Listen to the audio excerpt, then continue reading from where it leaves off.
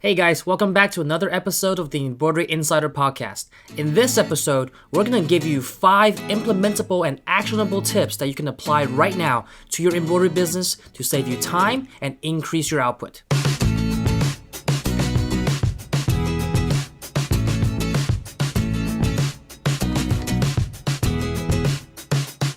So by the time we're done with this episode, you'll learn the tips and tricks to really reduce your downtime and keep your machine running so you can be making money. But before we get started, make sure to like, subscribe, and rate this podcast if you like this content and stay updated for more content like this. Also, make sure to stick around to the end of the podcast where I'll tell you where to get a cheat sheet of the 50 most popular types of fabrics to embroider and how to embroider them properly. So let's jump right in. The first tip that I want to provide you guys with is one that is very overlooked, and sometimes people don't think about this as much, and that is the spool and needle placement. And that really matters because these small changes can really help reduce the downtime that you have and save you those precious seconds and minutes that can add up over the course of large production runs. So I'll tell you how to exactly do that. Most people only place one spool of their most commonly used colors on their machine. And that's a mistake because usually when you're running production, you have a multi-needle machine with maybe 10, 12, or 15 different color spools that you can utilize so that you can maximize the efficiency of your output. You can make sure to put more than one color spool of the same color, for example, black or white, the most commonly used colors. You can place multiple spools of those on your machine so that when one runs out, you can simply switch to the next one without having to take that time, stop the machine, and change out that spool of thread. What I would recommend is for the most commonly used colors like black and white, you can probably put 2, if not 3 different spools of thread of that color on your machine to keep the production flow going. That's something that's easily overlooked. And the second part of that tip is regarding needle placement. And this goes with the spool placement as well. The most common question that I get when people kind of start out in this industry is, oh, should I get a 50 needle machine when I don't need that many needles, when I don't have a design of that many colors? And although the number of colors and the number of spools on a multi-needle machine can help you embroider designs that are multicolored, it can also help you increase the efficiency. And you do that by placing different types of needles on the different needle slots on your multi-needle machine so that you can kind of quote-unquote preset it for different types of fabrics. For example, the type of needle that you'll be using for a knit fabric versus a cap is going to be completely different. Especially for a structure cap, you'll probably be using sharp point needles, and for knit materials, you don't want to use sharp point needles because then it'll puncture more holes and more pores in your fabric. You'll probably use a ballpoint needle. That's just a very simple example, right? And so if you have different types of needles that are preset across your 10 or 15 needle machine, you can easily use that subset of needles that are already preset there for a particular type of run that you're doing, for example, for caps or for polo shirts. So placing the spools and the needles that are preset in specific locations and specific needle ranges can definitely help you save that time in changing things out or changing needles out when you're running a different type of fabric. On larger runs, you also want to make sure that your color sequence is closer to each other. This is something that most people don't know, that when your design is changing colors for a multicolored design, it will take time for the machine to stop, trim the thread, and then move to a different color. The farther apart your thread colors are, the longer the machine will take to reach that color before it starts embroidering again. So for a design that is multicolored, that have multiple colors, maybe 4 or 5, you might want to keep your spools for that run closer to each other so that it saves that time that the machine is running back and forth to change colors. Now imagine the few seconds that you save on each color change, add that up over the course of a design if you have multiple color stops, and then multiply that by the hundreds or even thousands of pieces that you might be running for a particular run. That adds up to precious minutes and hours that are being saved. So that's tip number one that I would give you guys. Number two, make sure that you have your backup supplies ready, because supplies do get used up during the course of a production run, and you want to make sure that you have supplies ready so that you can replace those when needed. And the most commonly replaced supply during a production run is probably the bobbin thread. So one of the things that we recommend people doing is actually keeping extra rolls of bobbin thread next to your spools on your machine. You can even have them on little pins, and actually on our machines, it actually has pins on the side where you can put rolls of bobbin thread on there. You can keep those so that they're easily and readily available when your bobbin runs out, so you can easily grab one off the spool and go ahead and change it. Because when you're running large production runs, the bobbin thread is probably the most frequent thing that you'll be changing out during that production run. Another tip that is related to that, keeping your supplies handy, is people tend to put hooks, these magnet hooks on the side of the machine, so that you can keep your scissors, your snips, and other tools that you'll be using on a frequent basis to clean up the embroidery after it's done right next to the machine, so you're not running around looking for them when you need them. That's something that most people don't know about, is actually you can have, since the machine's made out of metal, you can have a magnetic hook attached to the side of the machine and put scissors and snips on there. Also, you want to keep an organized workstation, especially when you're doing embroidery, because you don't want to run around finding different size hoops. You want to keep things organized. And what most people do is the most efficient people keep the hoops arranged from a certain size, so maybe from small to large, on a rack, so that you can easily bring those out when you need them. And you also want to have multiple hoops so that you can be embroidering one item and then at the same time hooping the next item ready to embroider once that's ready.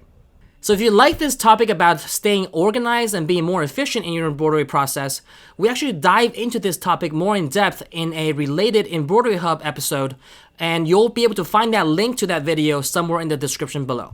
And that leads me to point number 3 and tip number 3, which is multitask whenever possible, right? Especially in embroidery, when you press start and the machine's calibrated properly and everything is running, there should be no thread breaks or stops besides changing out the bobbin. So once that's running smoothly, you should be spending the time and setting up your next item, which, if you remember my previous point, having multiple hoops of the same size so that you can be hooping multiple items and have them ready to go, so that you can just bring the hoop off when the item is finished embroidering and pop on the next one that's already hooped, and then just go ahead and press start. The ultimate goal is always to cut down on the downtime. So if you're not multitasking, then you're really kind of hindering the production flow, and you're holding up the next run. So as the machine is running, make sure you're hooping the next item, or also cleaning up for post-embroidery cleanup for trimming the thread. Make sure the fabric is clean, there's no oil stains, and things like that, so that you can make sure to pack those things and get those things ready while the machine is running.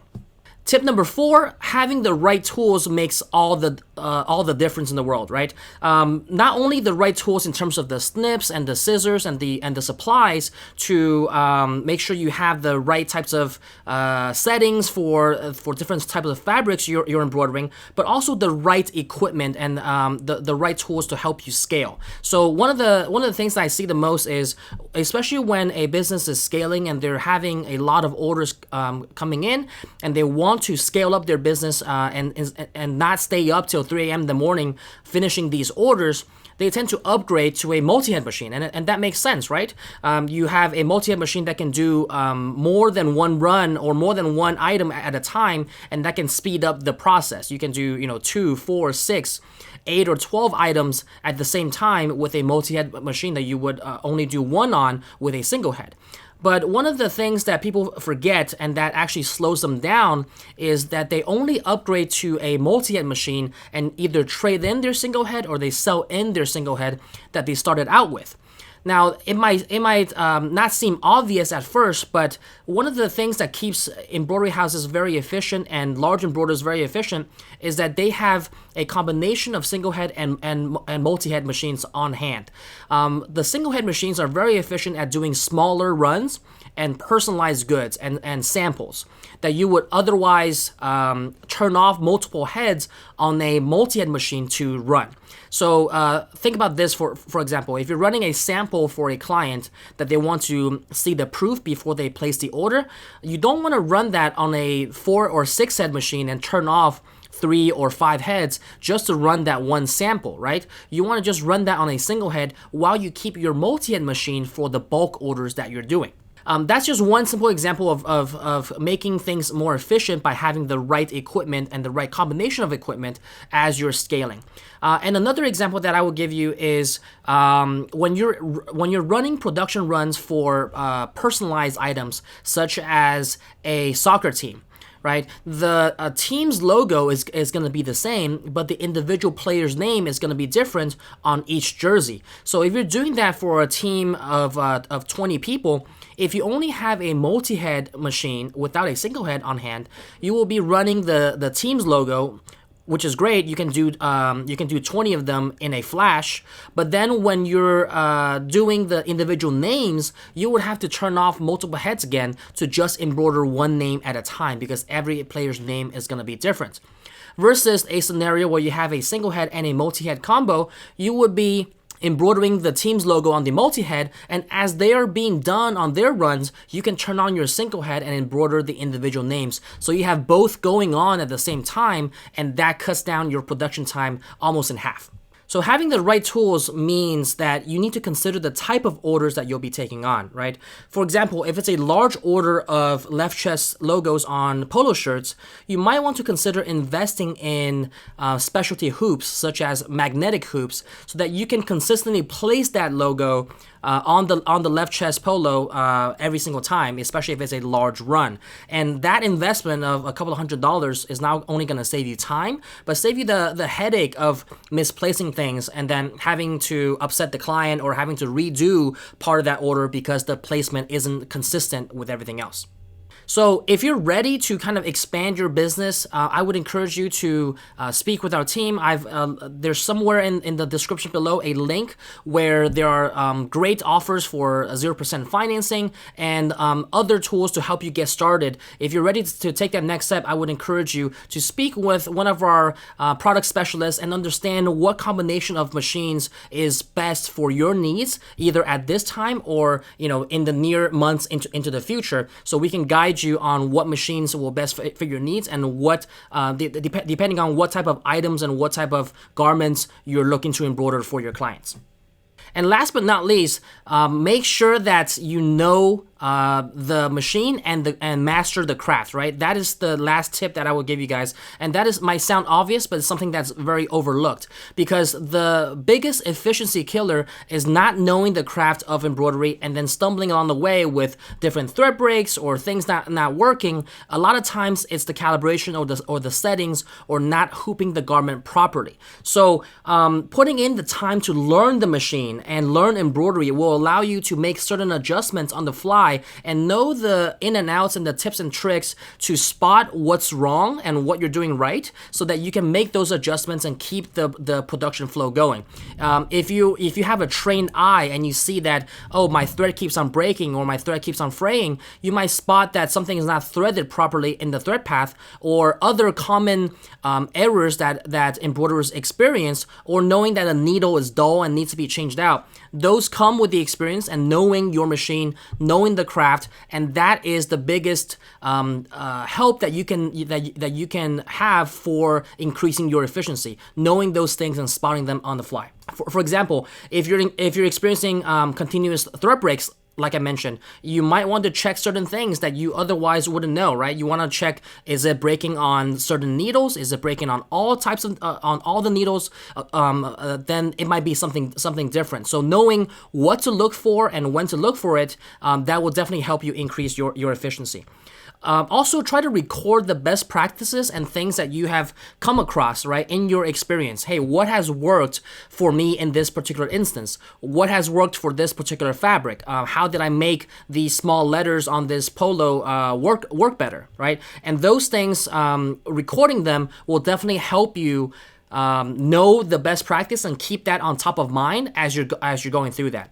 So luckily, we've kind of done some of that for you guys, and we have compiled a list of the 50 most popular types of fabrics and the different types of needles, the backing, and the different settings to use to optimize the embroidery for that type of fabric. The link to download that guide is somewhere in the description below, and that's a good cheat sheet for you to put on, next to your workstation, or put it next to your machine, so you can always refer back to it for the type of fabric that you're doing, so that you can go ahead and have the right settings, the right needles, the right backing, so that you can optimize your output and save the time to change out things if they're not working. So guys, I hope you found these tips helpful. Make sure to apply and implement them, and let me know in the comments below what efficiency tips you've encountered that we haven't covered, so that we can spread the knowledge.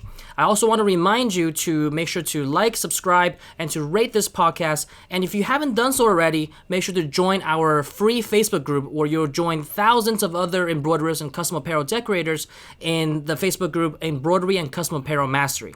Also, like I mentioned before, if you want to check out other efficiency tips in a related episode, go ahead and click on the link somewhere in the description for the Embroidery Help episode that we have on YouTube. And last but not least, don't forget to download the free cheat sheet of the top 50 most popular fabrics to embroider and how to do them properly. So I hope you guys found this helpful. Hope to see you guys next time.